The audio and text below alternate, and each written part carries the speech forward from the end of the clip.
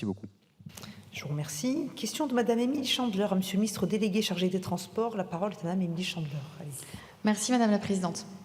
Madame la Ministre, ma question porte sur les nuisances liées aux convois de fret ferroviaire dans le Vexin. Depuis 2022, les convois de marchandises empruntent l'axe Le Havre-Serqueux-Gisors avant de rejoindre la ligne J du Transilien vers Pontoise puis Paris.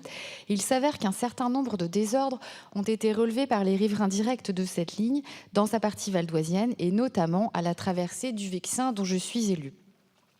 En effet, les riverains proches de ces voies subissent les vibrations avec un impact sur la qualité de vie, mais surtout des effets sur le bâti face aux nombreuses fissures constatées.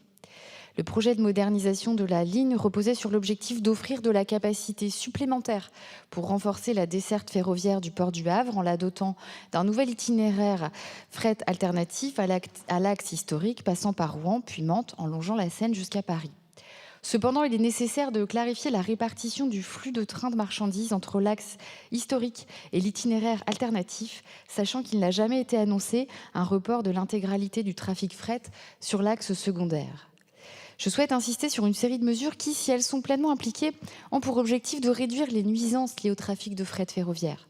Les ensembles rail-ballast peuvent être équipés de tapis antivibratiles que SNCF Réseau se doit d'installer là où le risque de propagation de vibrations est supérieur à la moyenne, mais également sur les tronçons proches des zones habitées.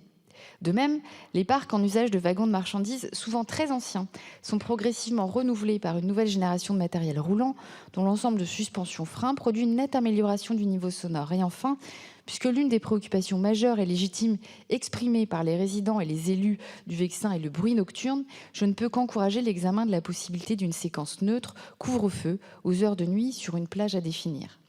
Madame la Ministre, comme vous le constatez, les enjeux sont multiples et ma question est la suivante.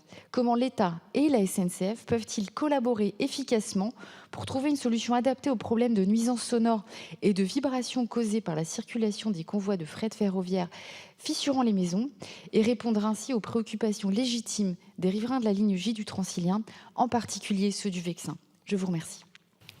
Je vous remercie. La parole est à Madame la secrétaire d'État chargée de la citoyenneté de la ville. Merci Madame la Présidente, Madame la députée Chandler.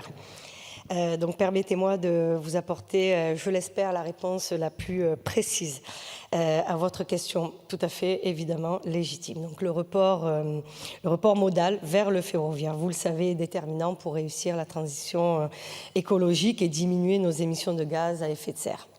Dans ce contexte, le gouvernement est pleinement mobilisé, vous le savez aussi, pour limiter et résorber les nuisances sonores et vibratoires du trafic ferroviaire, qui est une vraie nuisance pour nos concitoyens. Une part importante du trafic du fret ferroviaire entre Paris et Le Havre emprunte le parcours par Amiens ou par l'axe Serqueux-Gisors, vous venez de le rappeler.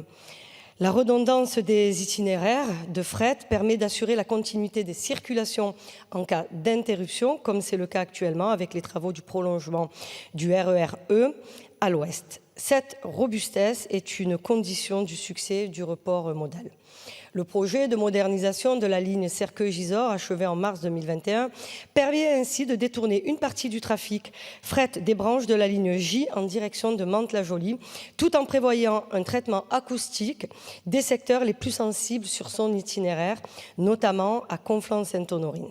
L'État a engagé 104 millions d'euros pour cette opération qui accueille aujourd'hui 200 à 200 trains de fret par mois, ce qui est très conséquent.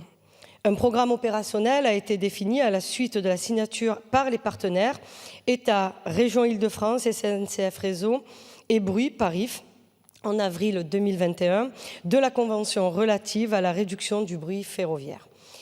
Il est mis en œuvre avec le lancement des études acoustiques cette année pour actualiser le décompte des points noirs du bruit ferroviaire au sein des différents territoires. La communauté urbaine Grand Paris, Seine et Oise et la communauté d'agglomération Cergy-Pontoise seront sollicités avant de poursuivre les opérations d'isolation acoustique. L'État et la SNCF et SNCF Réseau pourront répondre et pourront reprendre également à leur charge une partie du financement de ces travaux. Donc c'est un engagement assez ferme. Et encore une fois, il n'est pas dans le spectre de laisser nos concitoyens subir le bruit, parce que quiconque n'a jamais habité près d'une voie ferroviaire ne sait pas de quoi on parle, vous et moi. Je vous remercie. Je vous remercie, Madame Chandler. Allez-y. Madame la ministre, j'entends l'engagement et j'espère que des solutions seront trouvées avec pour objectif les nuisances sonores, mais aussi les fissures des bâtiments qui ne devraient plus exister. Merci. Je vous remercie. Question de Monsieur Nicolas